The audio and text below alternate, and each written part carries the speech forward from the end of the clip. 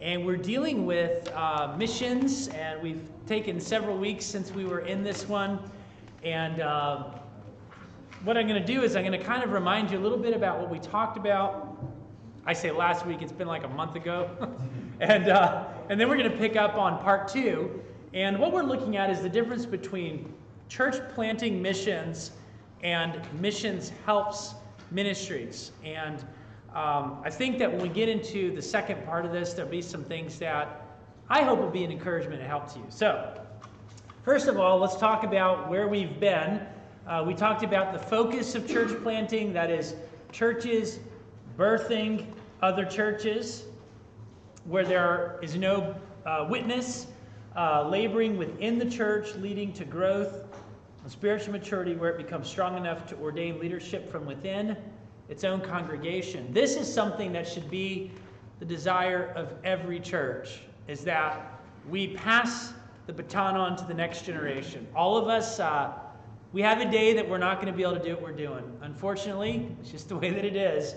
And we want to leave the church in a strong position where the next generation can really build on our shoulders. That should be our desire. Not that we see the church decimated and then they got to restart on from scratch.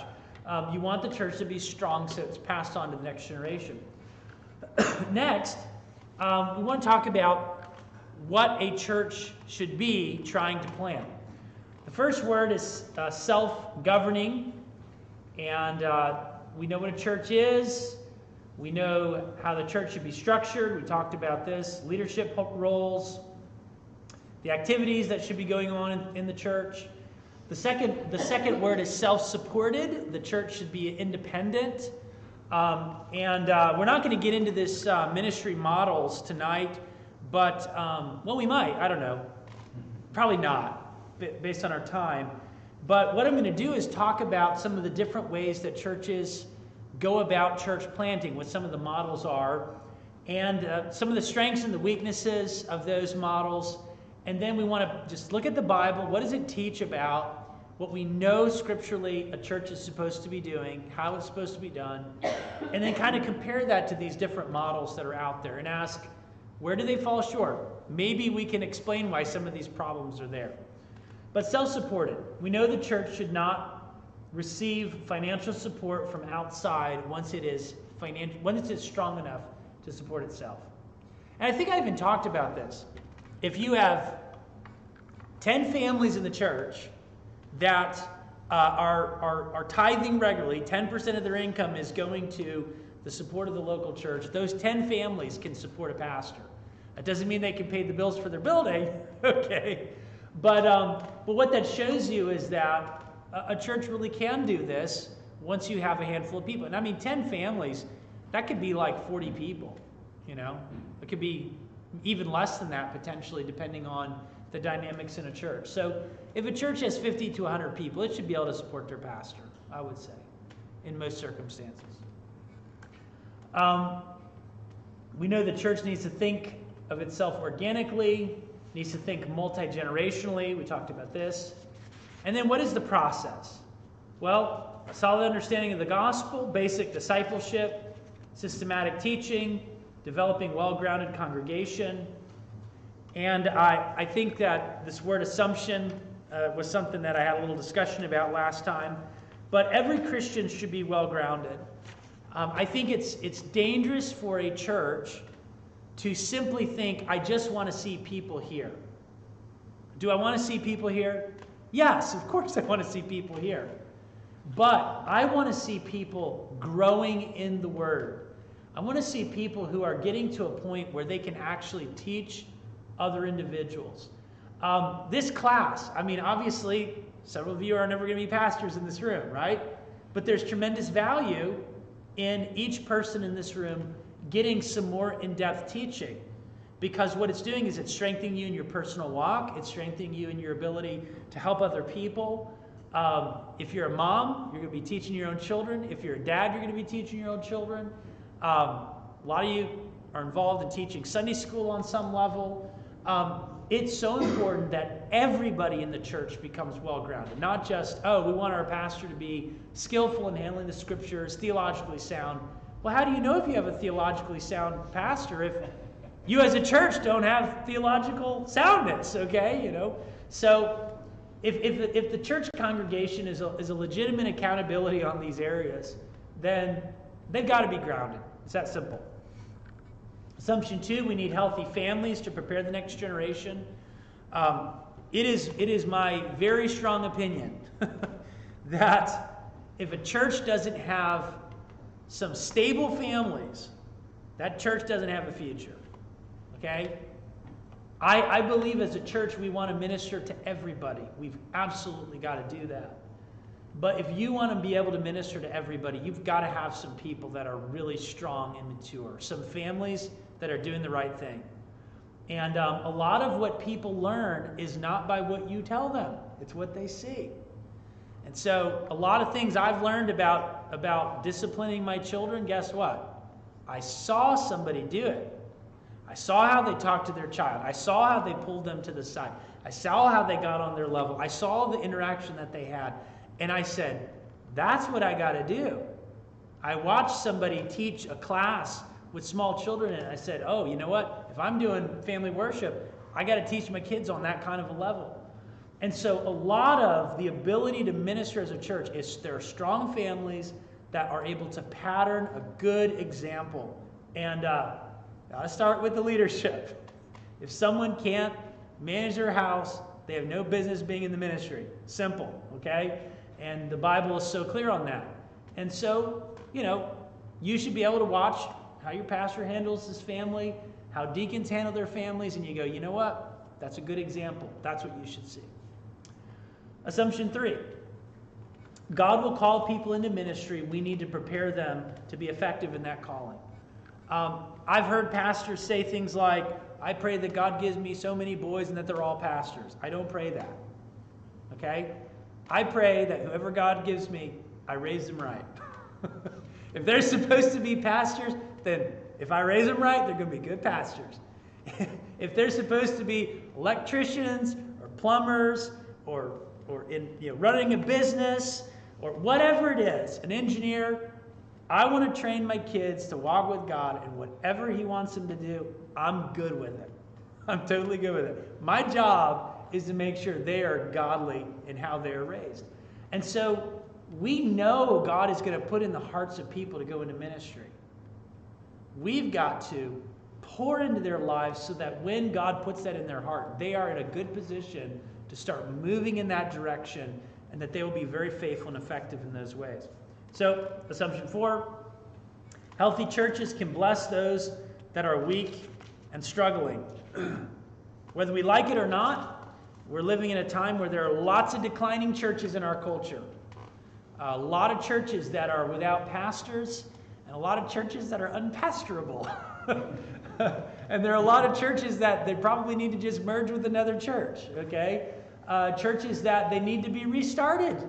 Lots of different scenarios. Well, guess what? You've got to have strong churches in order for a church to be restarted. You've got to have strong churches so that you can send people to work in these churches that are struggling and weak and difficult.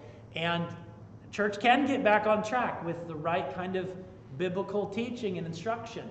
But you've got to have strong churches in order to do that. So, in my mind, what my burden is I say, God, help Anchor Baptist Church to be the kind of church that we could send people out and help other churches. We could send people out and they can actually plant churches down there. We could actually send out missionaries. But if a church is just surviving, it ain't going to do that. So this is the result of what's ahead of it. This is all downstream. So we talked a lot about missions as church planting. And it is my belief that when we talk about missions, that is the fundamental way that we look at missions. We want people to plant churches. However, there is a second aspect to missions that I think is important for us to recognize. And that's what I call ministry helps missions. This is the downstream of church planting. So, I have seen this firsthand. When the gospel goes into a place that is destitute of the truth, the gospel brings people up in absolutely amazing ways. So, You have a person, he goes and he starts a church. And guess what? He's working in a region where everybody's speaking a language, but nobody's reading books. You know why they're not reading books? Because nobody writes books. You know why they don't write books? Because they don't have a written language. There's parts of the world like that. So this pastor's sitting there going, he's saying, how am I going to help people to be pastors down the road if they can't even read and write in their own language because their language doesn't have a written form? Well, guess what? You're going to have to figure out how to have their language be put in a written form. A lot of languages in the world today. Massive numbers of languages. The reason that they are written languages today is because there are missionaries who basically created an alphabetical system so that people could learn how to express themselves in written form and they could begin to read and write.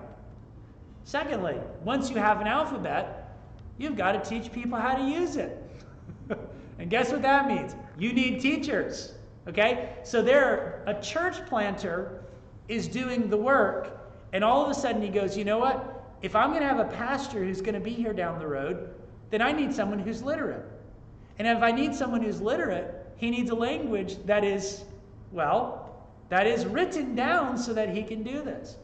And if I want the congregation around him to become a well-grounded congregation, guess what? They're going to have to become literate. And all of a sudden somebody says, we need to start a school so that people can read and write in their own language. And so, all of a sudden you have the situation where you have a school established. Why is the school established? So that people can read and write. Why did they want to read and write? Because they want them to learn the Bible. Okay? And then somebody goes, well, that's great, but we don't have a translation in our language. Now we need translators to take the Bible and translate it into the language of these people. Now, do you see how church planting is the main driving force, but church planting produces a need for those kinds of things? Do you see that? And then you have people that they say, you know, there is absolutely no medical care in this area.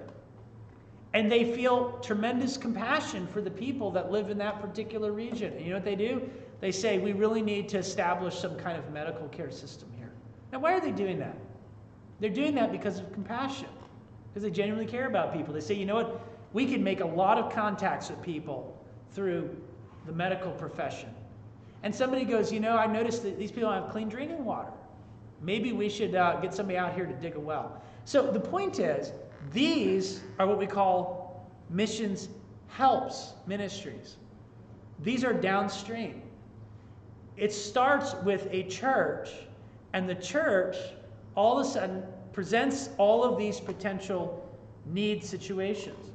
So I define it this way. It is meeting a legitimate need as an extension of healthy local churches. Not everybody in this room is going to be a pastor. But everyone in this room has certain skill sets that are very important. And they're very important for the good of the church. This past Sunday we had a business meeting. And we discussed our air conditioning, and we discussed our parking lot.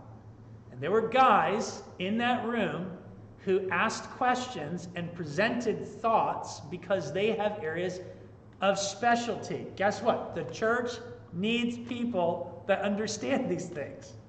Because if we don't have that, guess what? We're just flying in the dark. And that's a really dangerous thing. And so someone might say, man, I'd never be a pastor. I'd never be comfortable teaching a Sunday school class. Please don't ask me to do that kind of a thing. But I have this skill set that could be a great blessing in this church. And you know what? That is absolutely the truth. Some people, they're comfortable doing lots of different things. But this is where this missions helps ministry comes into play. So some examples are things like Rescue Mission. I'm on the board of the Baltimore Rescue Mission. And we go down there every Friday, and we do a service down there. We do services on the second Tuesday of the month. And, I go to board meetings, and we discuss all kinds of different struggles and burdens and needs and all those things. That's not a church planting ministry, but that is a valuable missions helps ministry. Orphan care. Now this one's a little dicey because in some cultures, someone wants to start an orphanage, and the fact is they do have systems in place to help those who have needs. For instance, out in Ghana, I knew of orphanages, and the country of Ghana shut down orphanages to foreign influence because of human trafficking concerns. It was a huge problem. Human trafficking was taking place in orphanages in Ghana. And every family in our church in Ghana, every family where there was a husband-wife, okay? Every single one of those families was raising a child who was not their own biological child. You say, why is that? Because they had an irresponsible brother, and they were raising their brother's kids. And they raised them as their own children. And when they said, that's my mom and dad, they weren't talking about mom and dad biological. They're talking about the people who raised them, because that's who their parents were. And there were other situations where someone, mom and dad died in a tragic accident. They took them under wing, or a family member could not financially pay for their kids to go to school, so they would go and live with an uncle or another family member, and they would be taken care of as their own child. And so, just because there are typical situations doesn't mean that within the culture there aren't expectations. And churches that are healthy and strong are going to have families that are strong and can do this. Okay, but orphan care. Prison ministries. So long as there are societies, there will be prisons. We're in Ghana. I used to do a ministry in a maximum security prison. And I would go into this block with another gentleman, and they closed the door, and it was us and 100 guys. A lot of them had committed pretty terrible crimes. Rape, murder, armed robberies, all kinds of stuff. They were okay with us. I mean, we never had a problem. But the fact is, people in prisons need to be led to Christ. They need to be discipled. They need to be worked with. It can be a very dicey ministry, but it is a valuable ministry. Hospitals and health clinics. Bible translation committees. I mean, we are able to read the Bible because there were people who literally died so that we could get the Bible in our language. And then their work, people built upon their shoulders. Literacy education, resource development, research, and translations. One of the things that we did in Ghana was we had a resource center. So Micah and I took our entire pastoral libraries, we brought them over to Ghana, we left them there. And they still have all those books, thousands and thousands of dollars worth of books. I hope they're being used. But, commentaries, simple commentaries, technical commentaries. People would come and they'd check out the books. People would come and study in the resource center. We made lots and lots of contacts. Established a lot of great friendships just through people coming to the resource center. And we recognized we needed to develop resources. I mean, gospel tracts that we have. Great little tools. You go to somebody and just say, hey, can I give you something to read sometime? Love to invite you to church. Put it on somebody's door, whatever. Well, somebody wrote that tract. Somebody published that tract, printed that tract. And there's a need for these kinds of ministries. Printing ministries. Meeting a legitimate need from a biblical worldview. Now, this, I think, is very, very important for us to develop a little bit more. We're talking about education from a Christian perspective. Elementary through secondary. Now, we homeschool our family, and we like homeschooling, okay? That's what we do. And we do it by conviction. But we recognize that there are some families that they don't have the capacity to do it. In fact, I would say it's irresponsible for them to do it because they don't have the ability. Now, they might have the ability at certain levels of a child's education.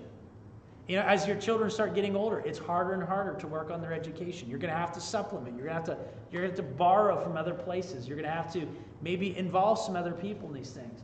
But the reality is that when you go into a culture where they do not have a strong infrastructure, there's absolutely a need for education to be from a Christian perspective. And it can be a powerful thing. Vocational training. Not everybody is going to be a doctor or a lawyer. we have a tremendous need for people to go into the trades in our own culture.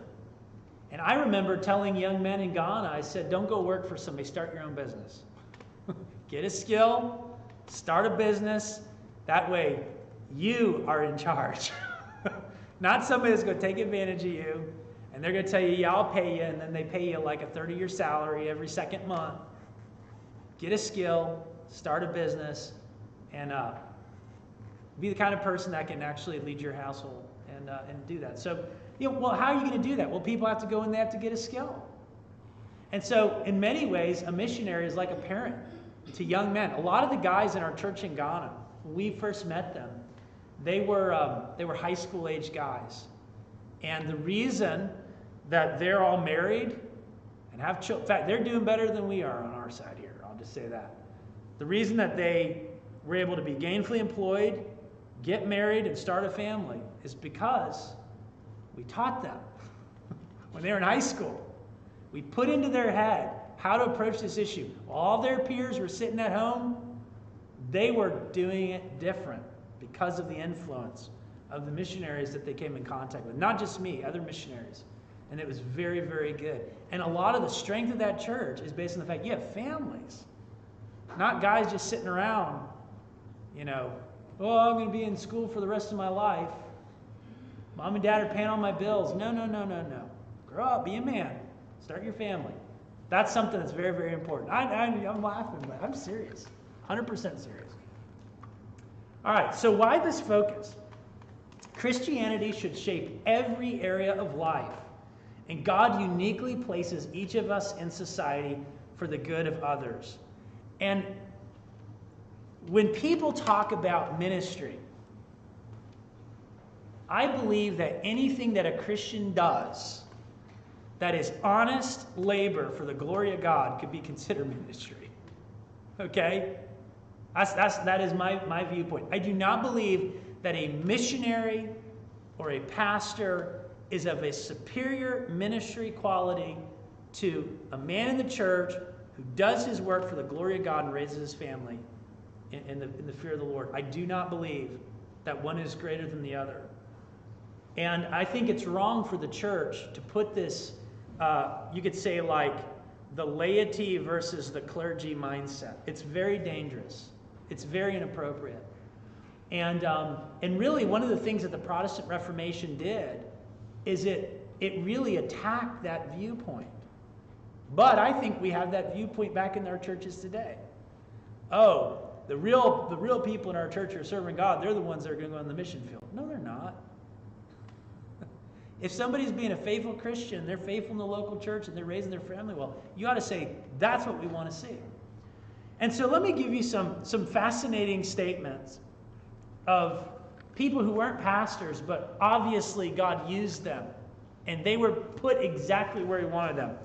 Influential leaders in world empires. You ever stop to think about how many people in the Bible were political leaders?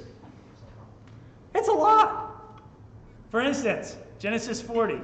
Pharaoh said unto Joseph, for as much as God hath showed thee all this, there is none so discreet and wise as thou art.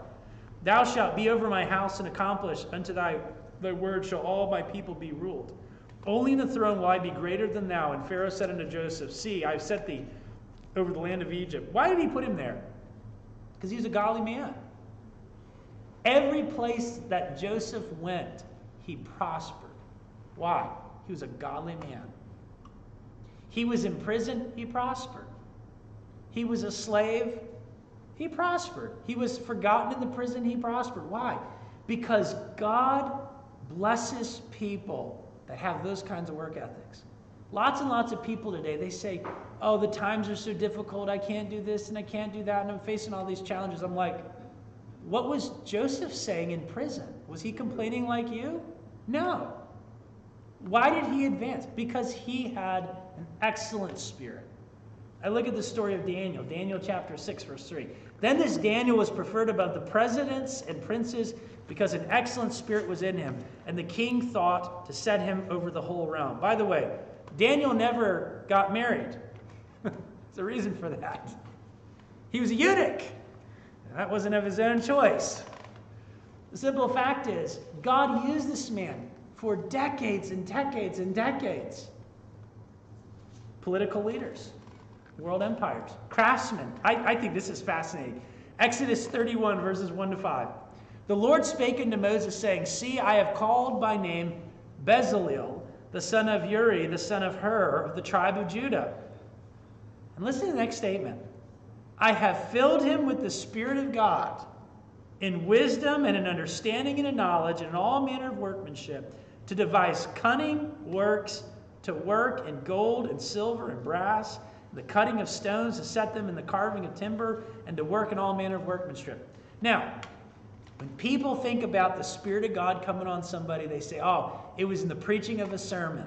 The Spirit of God comes upon people in the preaching of a sermon. But do you know how the Spirit of God came upon Bezaleel? In his ability to work with his hands and to make things that God wanted made for the tabernacle. You know what that tells me? God works in the lives of the craftsmen. Another example, Nehemiah, the cupbearer. Nehemiah 2:1. It came to pass in the month of Nisan, the 20th year of Artaxerxes the king. Wine was before him. I took up the wine, gave it to the king. Now I had not been before sad in his presence. The king granted me according to the good hand of my God upon me. Philippians 4:2.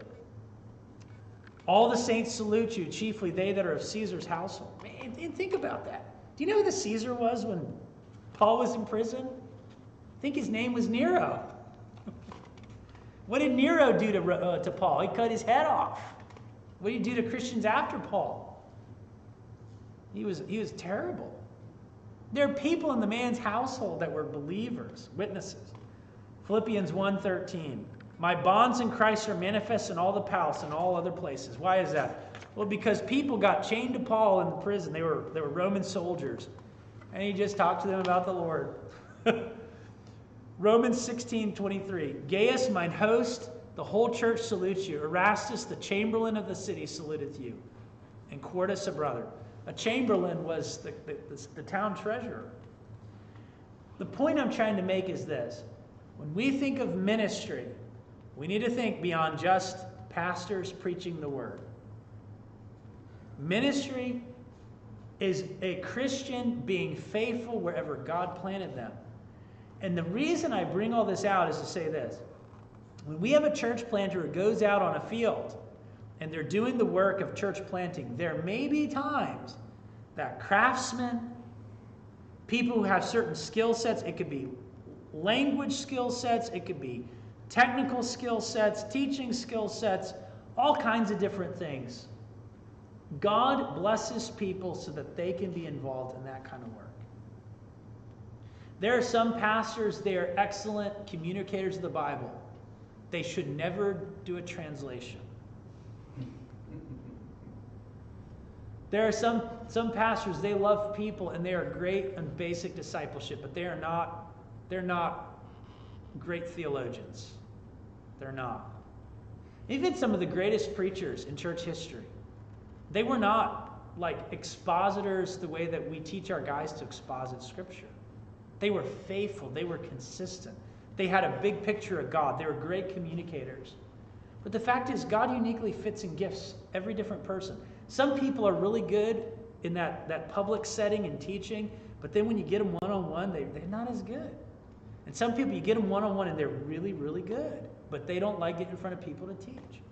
And so the question we should all probably be asking ourselves is, how does God fit in me? I mean, that's a great question, isn't it? Am I being faithful in that capacity? And wherever that fits in what God's doing in the world, play a part in it. So what is the process of getting into this issue of missions helps? Well, first of all, a biblical worldview. You don't get a biblical worldview without the church preaching the gospel and making disciples. But as a biblical worldview takes roots in the hearts of people who have all these different areas where God has planted them in society and all these different skill sets where God has blessed them in that particular community, that biblical worldview begins to shape how they work and how they serve and how they do the things that they do. And what does it do? It provides this vibrant walk that begins to demonstrate certain abilities where God has fitted them. And, there are some people, in fact, I really encourage guys who want to go into ministry to get some kind of a skill before they go to seminary. Go to vocational school. Get a, it's going to sound bad, get a real degree. Get a real skill. Why? Because the truth is you may be bivocational for a while. And if you're going to be bivocational, guess what? You need a real skill set. Feed your family. You may find out that you're not really going to go and do the things that you thought you were going to do 10, 15 years later. And as you get into the work, you discover that. That's okay. Why should someone take you seriously if you don't have a real job? If you've never had a real job? If you've never been able to provide for your family, why should they take you seriously? I mean, I think it's a real question that a person should ask themselves. And so, as a person has a biblical worldview, as they have a vibrant walk with God, and as they do work, abilities that God has fitted them with are going to begin to come out in their lives. And people will see it, and they'll say, have you ever asked the question to yourself, should I do this? I remember there's a guy in Ghana. He's a pastor now. The two pastors in the church in Ghana, one is a medical doctor, and one is a CPA, an accountant. He runs his own business, okay? He runs a business, and the other one is a medical doctor and also a professor at the university. And I remember talking to the one guy who's a professor and a medical doctor, and I said, do you ever see yourself being a pastor? He said, no, never. We had this lengthy conversation, and he said, I serve the church in this particular way and all that kind of a thing, but I could see it. I didn't push it on him. I just said, okay, we'll see. Well, guess what? That's what he's doing now. He's actually doing both. He's feeding his family, doing the medical. He's doing the work of ministry in the church. Very faithful, very godly man. And God's using him, and he's reaching into lots of different areas because of the way that he's been planted. So there's that third level. Fourth level, the ability to see the needs that God has brought before you. A lot of people don't look around them. They only look at their own feet. They only look at their own lives. They don't think about others. They do not see the needs that are around them. It's a great problem in the church. When churches become contentious, it is generally because people are consumed with their own lives too much. They are not concerned about the needs, the real life needs of other people. Their life has become imbalanced because what they value most is of lesser importance than what they should value the most. And so as a person develops these abilities and skills, they start seeing areas of need. It's like the church planter goes, you know what? We need someone to write a language. We need someone to teach this language. We need somebody to do a Bible translation. We need a committee to come and do this so that we can all work together. And they start assembling teams. We have this area of need. People start seeing what's around them, and they start plugging into those things. And then a willingness to do the work to the best of their ability for the glory of God, whatever that is. Lastly, a commitment to principled work for the glory of God. Whatever a Christian does needs to be done according to God's commands and principles. It's so very important. And so, that is how missions helps begins. It begins with churches shaping worldviews, people growing in the Lord, developing specific niche abilities that God has fitted them with, seeing needs around them, being willing to meet those needs, and then ultimately being committed to doing the work in a principled way for the glory of God. All right, I'm going to pause there, see if there's any questions before we give some final thoughts. Questions or comments?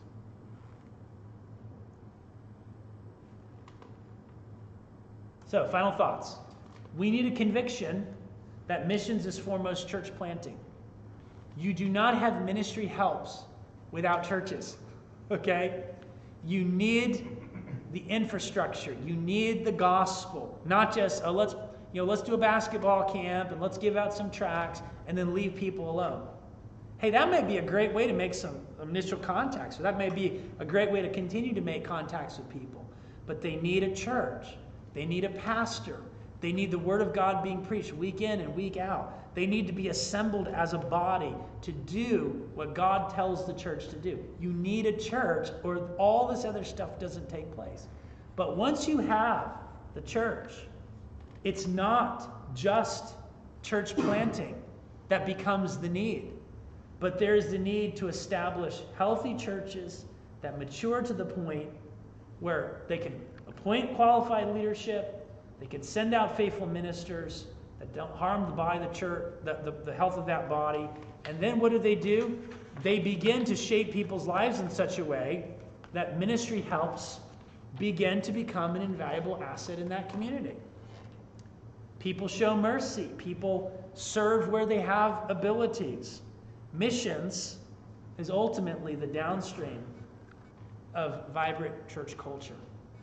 And I think that when we think about, like, I look at American culture and I get frustrated. And I sometimes vent that, I definitely vent it privately to people. Might even rant every now and again in the pulpit. I hope I don't do that too much. But my belief is that you don't shift a culture by addressing the symptoms. You got to get down to the root. And the root is we need healthy churches. And there's only one church that I really have any influence over, and that's this one. So this is the one I'm most concerned about. I'm concerned about what's preached in this pulpit. I'm concerned about how we do our business and how we govern ourselves. I'm concerned about us making disciples. I'm concerned about our families growing strong. And I'm concerned about the next generation. And the simple fact is, if this church becomes a vibrant church, it's going to impact this community. Because every single Christian who's a part of this church, who's growing in the Lord, they work in different places. They reach into the lives of those people. They're involved in lots and lots of different avenues. And so as the problem is addressed on the foundational level, it will eventually begin to trickle into the culture. And who knows what this country looks like 40 years from now? It actually might be we might be moving in a really good direction for all you know. Might not be here. We don't know.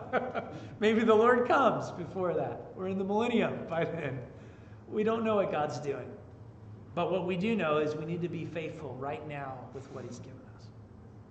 So that's my challenge tonight.